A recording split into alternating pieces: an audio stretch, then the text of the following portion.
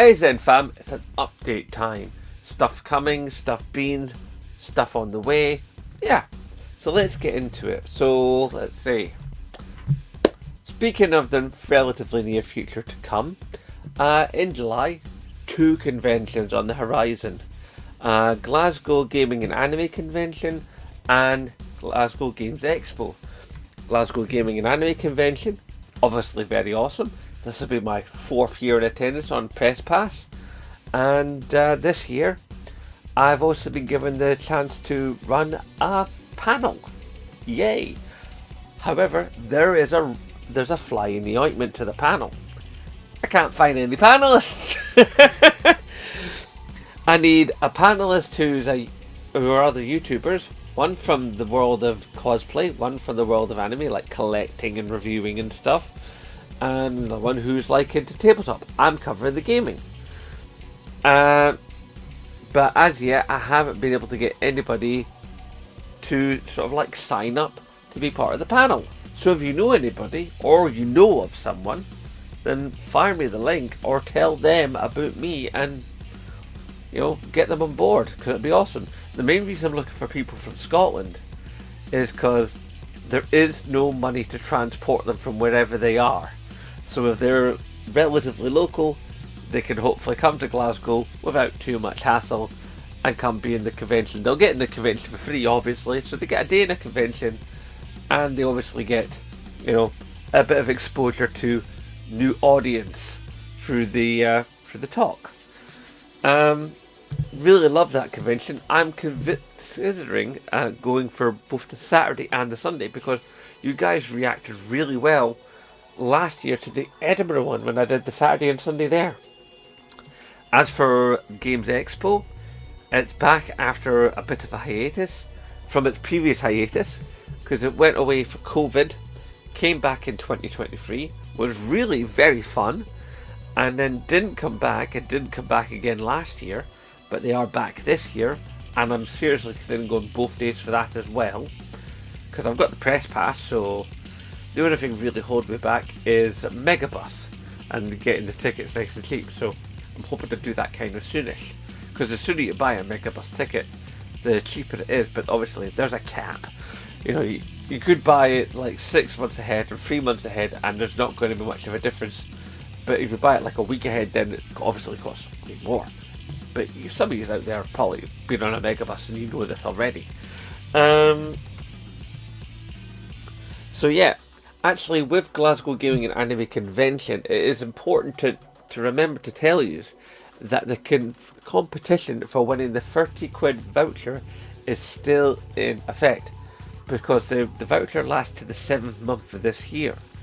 So if you want to have a chance of winning it, then you go to that video from last year from Glasgow, follow the link when prompted, because you have to wait for the prompt, and then there's a link, and then you follow that link and you do what you're told. And the only thing that really has to happen for the competition to become live, for you to have a chance of winning the 30 quid voucher, is getting me to 1.5k. And considering I'm sitting at 1.3k, it shouldn't be that hard, should it? So get me up to 1.5k, then the competition goes live, and you have a chance of winning a 30 quid voucher for Anime League events. Fantastic. Which of course is running for a limited time, because 7th month of the year, like I said, that's it. The voucher is void. It has got a time limit on it. I didn't make the voucher. Okay. What else?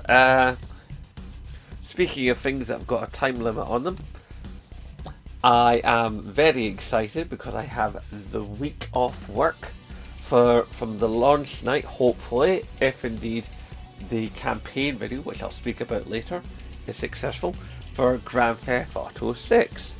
So Grand Theft Auto 6, I've taken the week off work and I'm going to play till my thumbs fall off. It's going to be awesome.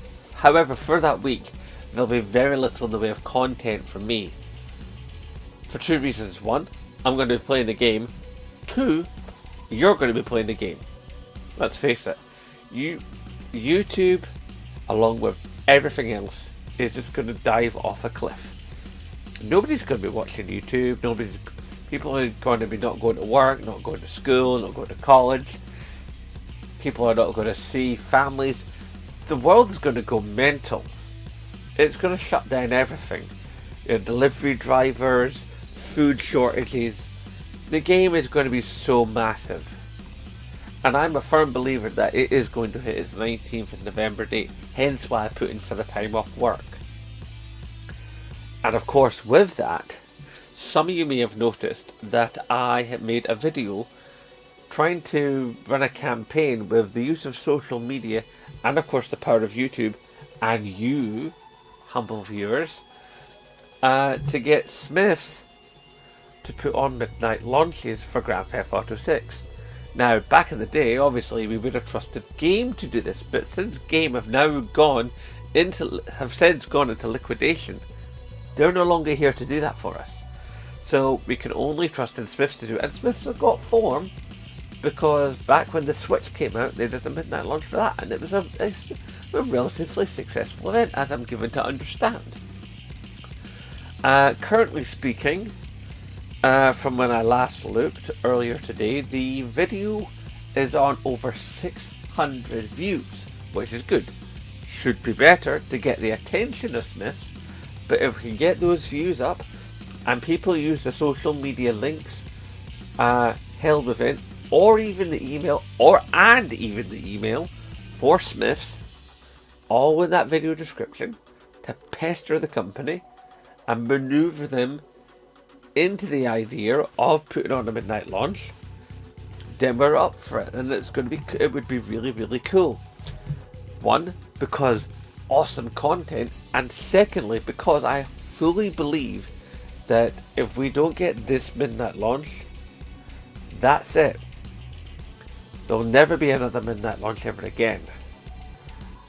This opportunity to have a midnight launch for Grand Theft Auto 6 is the last midnight launch we'll ever get. In the gaming sphere at least. Because as the push is for digital games and people buying stuff from digital stores and actually going less and less to brick and mortar stores, I don't think there'll be a launch night for PS6. I really don't. Also, I'm not sure how many of us are going to be able to afford a PS6. I know I'm not going to at current state of things. I mean, I'm a firm believer that PS6 shouldn't come out to 29, maybe even 30. But coming out in 27? That's just too early. Considering the trouble that's been had with PS5, as much as I love it, it's not been an easy generation for the system. With the shortages of parts and software. Never mind the price rise again and again, and recently again. So yeah, it's not been a perfect situation for us gamers when it comes to PS5. As great a system as it is, it's also kind of put spokes in its own wheels.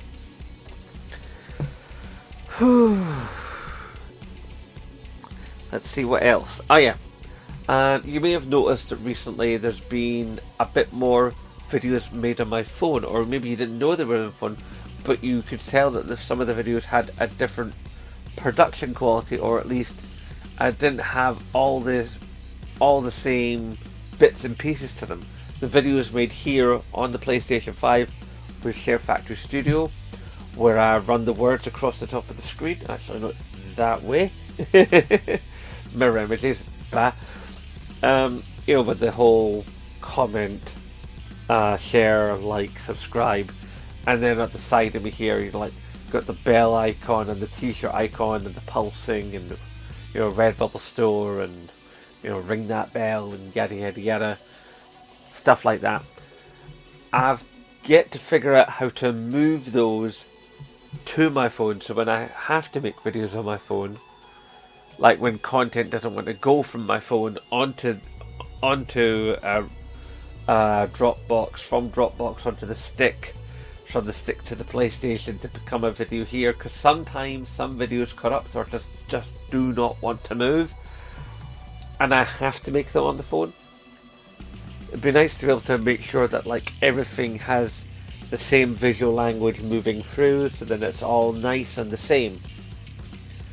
I don't like having to change it up, and also I need to somehow move the intro sequence from PlayStation to my phone, so that when I do have to make videos on the phone, you get the same intro sequence with the same music. As it is, it's a little tiny bit different. If you know what you're looking at, then you'll actually have noticed that there's sometimes the videos that are the ones from the phone, because the intro is slightly different. Also, it's got different music aside from that. And I would like to have more universality between the two platforms. So then there's, more consistency. As for consistency, of course, I'd like to improve the sound. I mean, yes, I've got the Blue Yeti mic and it's lovely, but the fact of the matter is I have to set up here in the lounge every single time I make the video. And it's never going to be 100% every single time. I mean, I've got this sort of digital noise stuff, like, hang on, here, you see all this garbage? That's because the ring light is here, and it casts a shadow to the green screen that's here. You see how, like, as I get close to the green screen, how it all goes really fuzzy? Because I'm casting a shadow on it. I mean, don't get me wrong, this is an improvement, because some of you long-term ZenFam will remember how it used to be the case that, like, I would make videos and there was nothing here. It was just the wall of my lounge. Now, my wife didn't like that. She didn't like the fact that the house was in the videos. She didn't want people to see into our home unless, you're invited in our home, which is a fair request, really. So what used to be the case was, when I first got the green screen, it was on a piece of doweling wood that was suspended over the door frame at either side of the room, because one comes from the hall, one goes to the kitchen, and there was a piece of doweling, and this green screen was hung on that. And but because of how the green screen was placed, I had to really zoom in on it, which made me look all fuzzy and pixely, which I was never a fan of. So a couple of years ago for Christmas, my in-laws got me a green screen frame, which is wonderful. I was able to bring the green screen forward, thus making it appear bigger in frame, thus meaning that I didn't have to zoom into myself quite so very much and look a lot sharper for you guys. But it does mean that I am closer to the green screen, which means the light hitting me is more likely to make this horrible shadow that you see behind me. So, swings and roundabouts. And of course, because this is not a professional setup, because I'm a full-time working father and I don't have a dedicated space, so the sound is never going to be amazing and the lighting is always going to be changing. I mean, like, currently the light in the light over there is a less powerful bulb than the one that's in here, and normally both lamps have got a homemade baffle on them, but as it is currently, and has been for the last few videos, you may have noticed with the way that the light colour is on this side, that this lamp has got both the baffles on it, so that it matches more the light coming from that side. So I'm continually thinking about the little bit of disturbance that comes up here, and I try to do my best to mitigate it, but it's not easy. It's very not easy, but I continually try to strive to push forward to make better content. But I do like using the phone for some of the content, because the phone, the software I use actually has a thing that can clean up spoken word audio. It does sometimes drop occasional sounds from some words, because they sound, I think maybe it's because of my accent, I don't know, but sometimes some bits of word will get lost, or some things I say will sound a bit different because the noise cancellation. But it's all part of the mix. What else was I going to talk about? Oh yeah, some of you may have noticed that I was recently dropped from Twitter. Very not pleased about that. Makes it harder for me to talk to you guys and for you guys to talk to me. So now you only have my Instagram, Blue Sky, and of course some of you can, if you want to, contact me through my PSN account. Very annoyed about Twitter because I was on Twitter for 17 years. And I actually really like the platform. Yes, Musk had turned it into something not very great, but I still enjoyed my time there. And I had a bunch of contacts through it. I had a whole history there, and everything was linked together. And it was just, I liked being on Twitter. I liked the ebb and flow of it. And I just personally, I enjoyed the UI of Twitter more than I enjoy the UI of most other, social media platforms. Enjoy it more than the UI of like Discord. I hate the Discord UI. I'm okay with the Blue Sky UI, but it doesn't flow the same, and I'm still not really au fait with it. I use it, and I'm trying to use it more, but it's not Twitter. But then, some people could say that Twitter stopped being Twitter like 3 years ago. He pays you money, he takes your chances, I guess. So I'm trying to unify video look across platforms. I'm trying to make sure that I'm accessible to you guys, because I always want to be able to have you guys be involved in the videos as much as possible. I try to play straight with you guys and let you know that I'm never using AI, and you'll see me dying in gameplay. I don't hide anything from you lot. I play as 100. It's that simple. And let's see. Oh yeah, streaming. Now, I have said in the past I want to do more streaming. It's proven to be a bit more difficult than just saying it, obviously. Main things is, one, I want the stream to look more professional as the rest of the content. So I need to find a way of having my intro sequence appear and having an interstitial piece of video for when I go somewhere, like if I need to take a wee, or I want to come back, I want to go to the kitchen to get a little something to eat and drink while I'm in midstream. I still obviously come back to camera to talk to you guys, have a wee munch, have a wee mug of tea, talk about the game, talk about the issues, whatever. But the main thing I'm missing, aside from the fact I can't do those interstitial screens, I can't bring my intro in. I know there's ways to do it, I just haven't been able to find out how I can do it on PlayStation. I know it's possible on Xbox, and it's obviously totally possible on PC. Is the fact that I used to be green screened here in the bottom corner. And it was great. It's like I would sit there and the game, it was like I was sitting in the game. It was fantastic. And then about two and a half years ago, the green screen protocols decided that they didn't want to talk to the streaming engines that were part of YouTube and Twitch. So on those rare occasions when I was streaming, I couldn't stream properly to my mind, because I couldn't green screen myself and sit in the bottom corner and have the gameplay be the background. I was either having fuzziness or just the green background. So there's a big green cube behind me. And I didn't like that for you guys.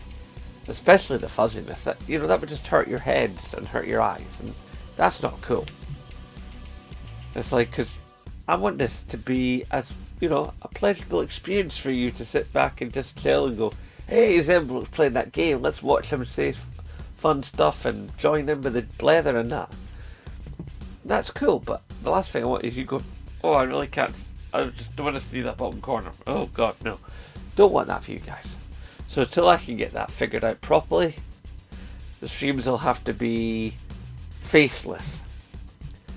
And till I move jobs, probably just like as and when, as chill and chat streams, instead of like a proper regular stream. I don't know if I'll ever go back to Twitch. The only reason I would ever contemplate being a Twitch streamer again would actually be because when I was on Twitch, I let myself swear there. Obviously I don't swear here on YouTube. And I don't know if I'm being completely authentic when I'm gaming for you guys in a stream here on YouTube, when I'm partially censoring myself.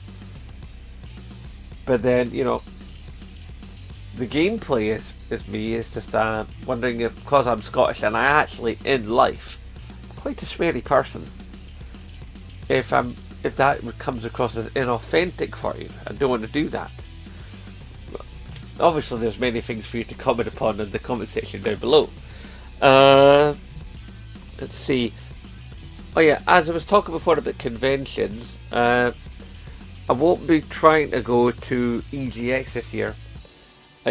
From like the money that was put aside from last year's convention that actually decided to wrap before it even started. So then that money was going to be put into EGX, but then as it was, I couldn't get the scheduling from work and all the rest of it to actually be able to attend EGX.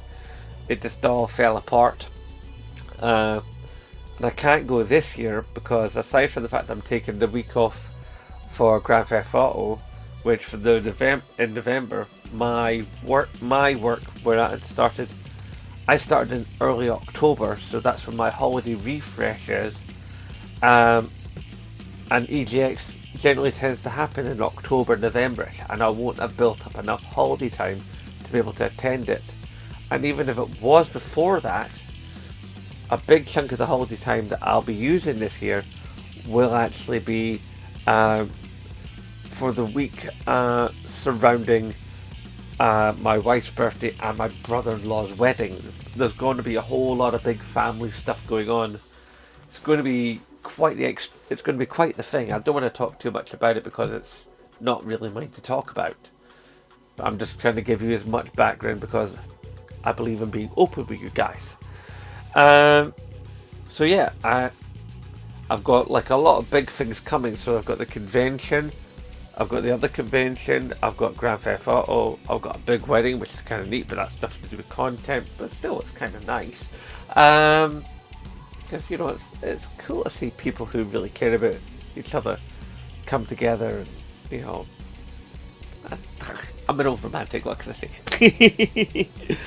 But yeah, the unification of the content across the platforms I make it for, trying to make this kit around me better, trying to make sure that I'm doing as well for you guys as possible, looking into methodologies to try and make the stream a more reality. Hopefully at some point being able to move jobs so then I've got a bit more time for content and for family, and this allow me to have a proper schedule when I'm working set days, so then I can actually set out time for, you know, a stream rather than just doing the occasional one here and there.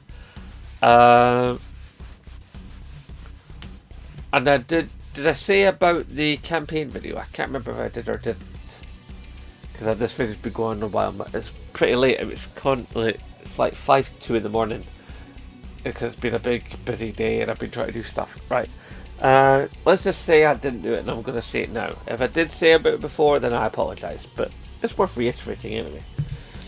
Currently on the channel there is a video running where I'm trying to use the power of social media and YouTube and you, gentle viewer, to basically maneuver Smiths into putting off midnight launches for Grand Theft Auto 6. What's happening is there's a video there. It's like had over 600 views thus far, which is fantastic. It needs obviously a good chunk more views. And that's down to you guys, obviously, and share. But the whole point of it is to get the views of the video up, and the video itself, in the video description are the social media links for the accounts that Smith's Toy Store has. So that's like its Twitter, its Twitch, its Instagram, its YouTube. It's even got its TikTok. It's even got a Snapchat. Who uses Snapchat still? But it's there, so it's there for use. And of course their email account. So you have multiple ways of messaging Smith's Toy Store, as well as watching the video. And I'm pestering them and go, I'd quite like to see a midnight launch. That'd be awesome.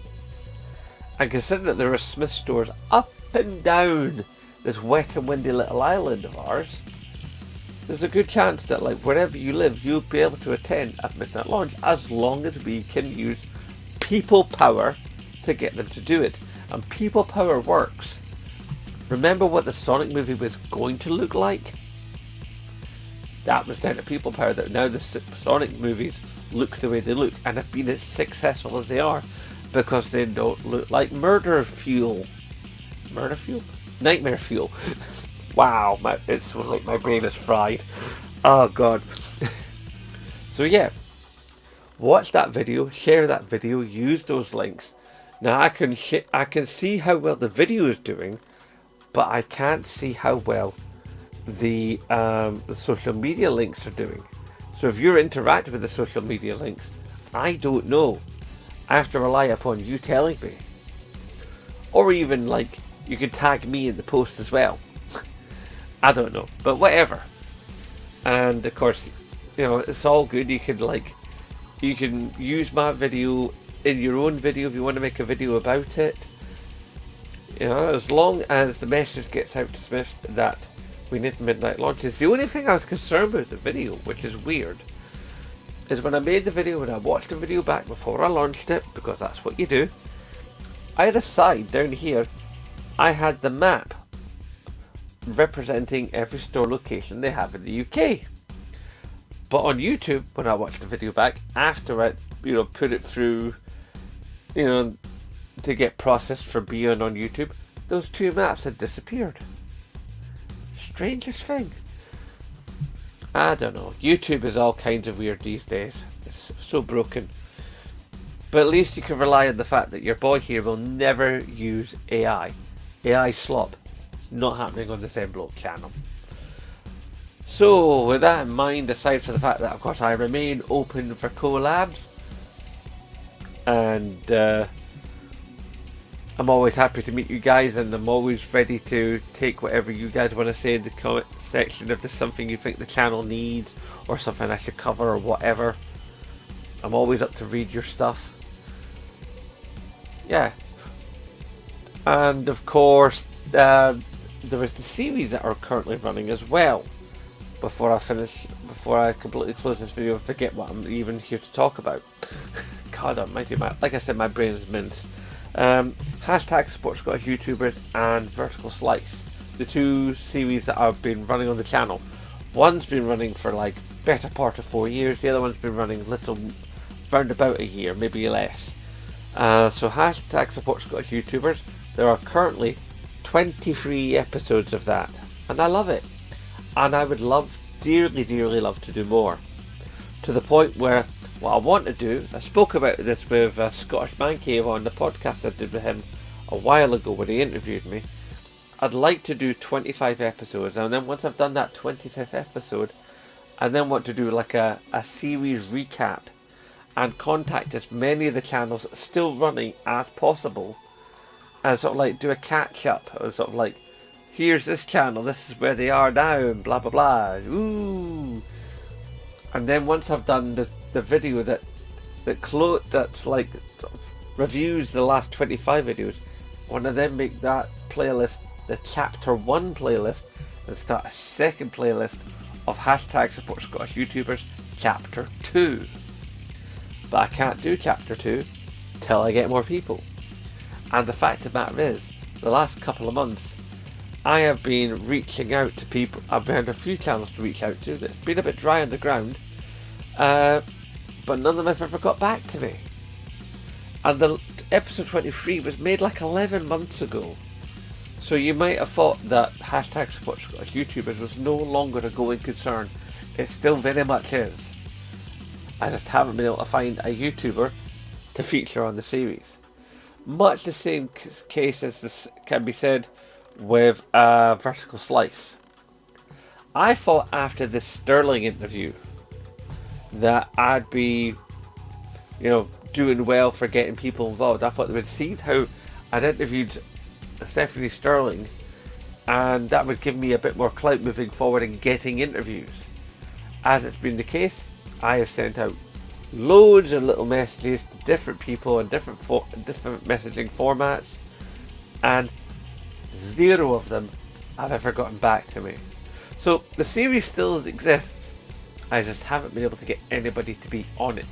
So if you know anybody that wants to be on it, or you know somebody who you convinced to be on it, that'd be lovely. Like, I have tried a number of times to get Craig from Pure Dead Gaming to be interviewed for it. I even met him back in 23 at Glasgow Games Expo, and he's a lovely bloke. And I think he would be fascinating to talk to. If I could get Jess as well, that'd be brilliant. But the last few times I've spoken to them, they've just said about how they're dead busy, which is true. I mean, they're both parents, they're both full-time workers, and they run that podcast, and they run the website. So I can see how time is a factor for them. But I just honestly thought that it'd be really cool if I could get to interview one or both of them for Virtual Slice. And I think that's most everything. If I've missed anything, then obviously I apologise. So let's round it up, shall we? Conventions, yay! Panel, need people. Streaming needs work, but still want to do more of it. The Redbubble store, that's the thing, the Redbubble store. I want to change that to a different print-on-demand service, but I'm not sure if I can, because I'm not sure if they'll come up in the annotations that you get, up here in the corner at the start of the video, on some formats at least. But then I do want to, because the way that they're displaying the designs, I'm not sure if the designs are coming out properly on the actual products, never mind on the screen. So that's a moment of concern for me. I mean, I have made some sales over the years on Redbubble, but I've wondered if the sales are being hampered by the fact that, like, the way that they're being displayed on the website may not be conducive to them being sold. Oh yes, so there's that. There's the image replication from mobile made videos to videos made here on PlayStation on my Share Factory account. I've spoken about the sound, I've spoken about the lighting, I've spoken about the setup. I've welcomed the new people. Yeah, I think I've covered everything. But if I haven't, then there'll be at some point there'll be another catching you up video. As always, typey, down below, let ZenBloke know. Yeah, so # support Scottish YouTubers, and of course, as always, I nay bother.